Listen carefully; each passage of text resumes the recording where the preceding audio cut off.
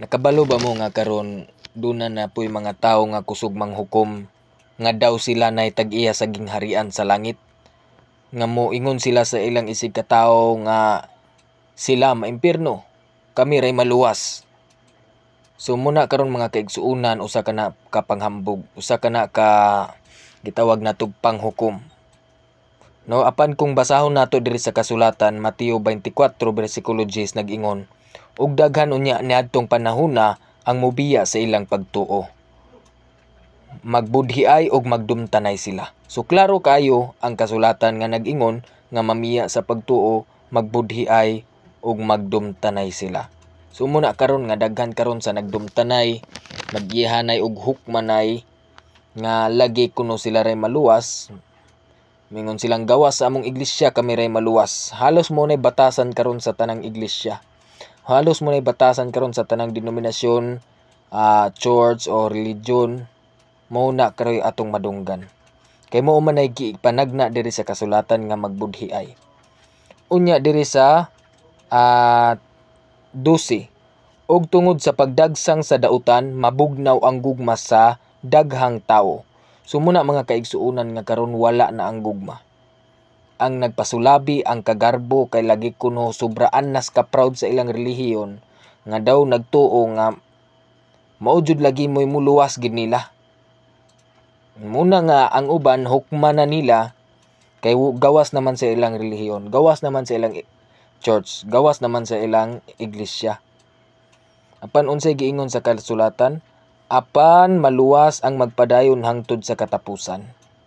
So ayaw pagpadala sama ni anang pagbudhiay, paghukom, sama ana rong gibuhat ron sa mga debate, no? Nga mingon nga kamo mimpirno mo.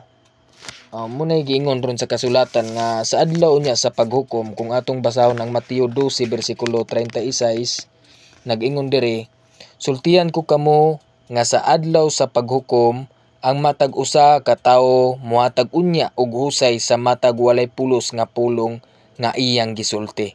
So muna nga ikaw igsuon andam-andami ang imong pagpanghukom, hilabihan nagdili nimo na hinulsulan og mangayo kag pasaylo sa Ginoo.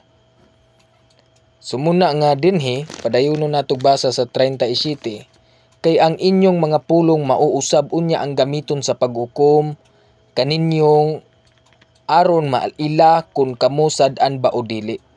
So klaro kayo igsuon nga unya puhon sa adlaw sa paghukom kita paghahukman sumala usab ra sa ato ang mga pagpanghukom unsalan ang nanggula sa ato ang dila.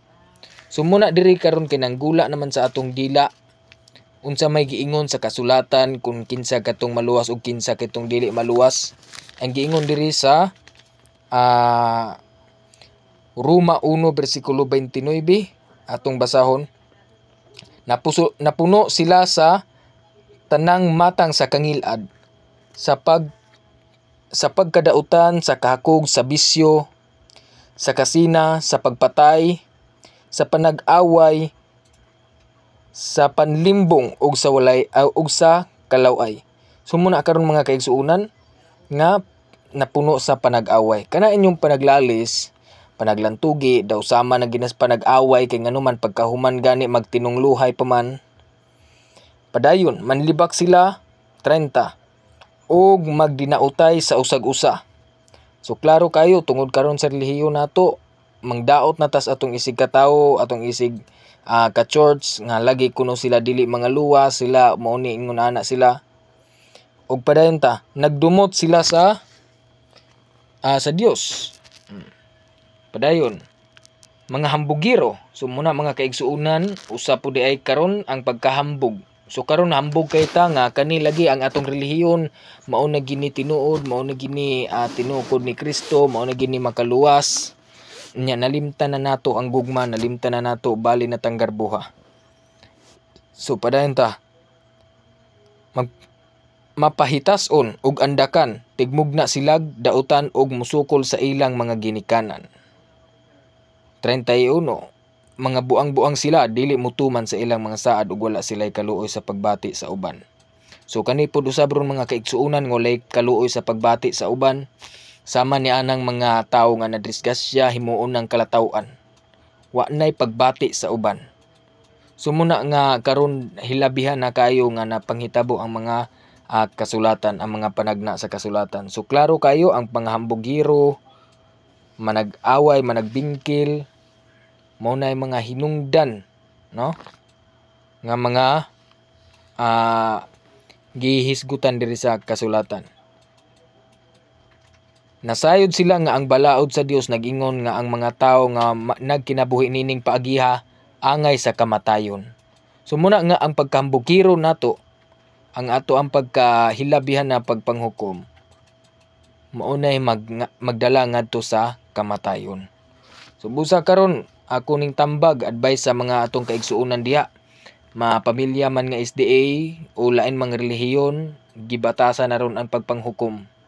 Nga matag halos iglesia miingon na nga gawas among iglesia, gawas among church, gawas among relihiyon, wa nagikaluwasan ang ubang tawo.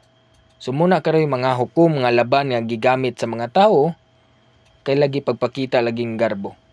So muna nga og ato ang padayon diri sa 20, ingon man sa pagsimba sa mga Dios-Dios ug sa pagpamarang makita usab kini sa pagdinumtanay. Di ba? Ang pagdinumtanay mga kaigsuonan usa-usab ka dako nga faktor jud, no? Sa ato ang pagkalaglag. So muna nga hinaot, no? Hinumduman nato nga ang pagkinabuhi day nimo, ang imuha day ang nabatasan na day wa na ka nakabantay nga hinay-hinay na day kang nadala ngadto sa dili mao. No, nga hinay-hinay na kang sige na kag pagpanghukom usa ka na kadili maayo. No? So muna nga hinaot nga inyong masabtan ang ako ang gisulti karon kay nganuman ang kaluwasan mga kaigsuonan nagbase na sa gugma sa Ginoo. Kung kinsay iyahang luwason. Unsa may giingon diri sa Roma 9 bersikulo 15, kay miingon siya kang Moises, kaluy-an ko kadtong buot kong kaluy-an ug higugmaon ko kadtong buot kong higugmaon. Sa ato pa ang pagpili sa Dios wala ipasikat sa pagbuot o sa buhat sa tao kundi sa kaluoy sa Dios. So muna ang atong kaluwasan nag-agad ra gyud sa pagbuot sa Ginoo og maluwas kag dili o kun hambugiro baka og dili o malaw ay baka og grabe baka ka supakan diya sa kasuguan, hilabihan na ang imong dila number 1 nga makasala. So 18 busa maluoy ang Dios sa buot niyang kaluy-an ug pagahion niya ang kasing-kasing ni adtong buot niya. So muna mga kaigsuonan dili man unta sayop ang pagdepensa sa ato ang pagtulun-an, pero hinumduman lang nato nga base ang atong dila nilagpas na sa ato ang gitawag og boundary. No, kay kita nga magtutuo na tay limitasyon. Daw karon ang pagpanghukom sa mga tawo gikinasing-kasing. Gikinasing-kasing yung pagpanghukom. Halos istoryahan pa pagkahuman libakon pa ng uban mag-live pa. So muna nga karon wa may kaso ang pagdepensa kaso lang mulagpas na ang mga pulong nga makahukom na sa isig ka tawo. So muna nga kani remind lamang sa mga atong kaigsuonan diha, no? Halos pareha raman ang usa mo hukom, ang usa mo balos pud og hukom. Hain naman ang giingon sa kasulatan nga kung hapakon kamog bato balusi og tinapay. Apan karon wa na, nalimtan na. Kung kinsa pa tong mga magwawali maupay number 1 nga unya pohon mahukman og higpit nga paghukom. Unsalan may gisulti di idea sa Santiago 3 bersikulo 1 ngadto sa 2. So ato ang basahon ang Santiago 3 1 ngadto sa 2. Mga igsuon, pipila lamang kaninyo ang angay mahimong magtutudlo kay nasayod kamo nga kitang mga magtutudlo hukman sa mas higpit nga paghukom kaysa uban. So kung katuon niya sa paghukom sa uban katong sama sa pagkahambugiro, sama sa pagkamalaw, pagdinumtanay sa pagpanglibak, sa isig ka church palang daan ron na naglibakanay na kay lagi ang uban dili maluwas. So muna karon. So karon unsa day kaigsuonan nga mas higpit gani ang paghukom ngadto sa mga magwawali. Kita gani number 1 nga magwawali, kita number 1 na naghukmanay. Kita number 1 na nag-alibakanay. Kita na number 1 na nagpasakit sa atong isig ka tawo, naglabay og mga pulong nga dili mao. Nga instead kita mo'y modelo sa mga taong dili magtotoo, kita na unoy nahimong kapandulan. O unya pohon kita na hinuoy hilabihan ka maluluoy. So klaro kaayo nga kita nga magwawali o kaniadto nga gisulti ni Santiago nga ang mahimo gani untang magwawali kadto lamang angayan. Kay nganuman hukman man sa mas higpit nga paghukom kaysa uban ang mga magwawali o magtutudlo. So sa dos, kitang tanan masayop. Ang tao nga dili masayop sa iyang pagpanulti hingpit ug makahimo sa pagpugong sa iyang kaugalingon. Karon mga kaigsuonan, wala ba mo masipyat sa inyong pagsulti sa inyong tabi diya sa social media sa paghukom? Daw wala mo nakasala sa inyong church apan dito sa Ginoo, dito sa gitawag nato nga standard unya sa paghukom sa Ginoo, gisulti nato dire kun diin niya nga paagi kita pagahukman, inumdumi nga nakalapas na day kaato. So muna, so karon halos tanang mga tawo nadala gyud tungod lagi aning garbo nga kung hagiton sa pikas og debate, hala sukol po dayeg debate, bahala og ang sa tima palang daan naghatod na ngadto sa kalaglagan. Sugo man na sa garbo mga kaigsuonan, sugo na sa garbo mo nang ikaw ni patol kay lagi dili ka dili pug ka ingon nga mahagit-hagit, sukol po dayon kadayon.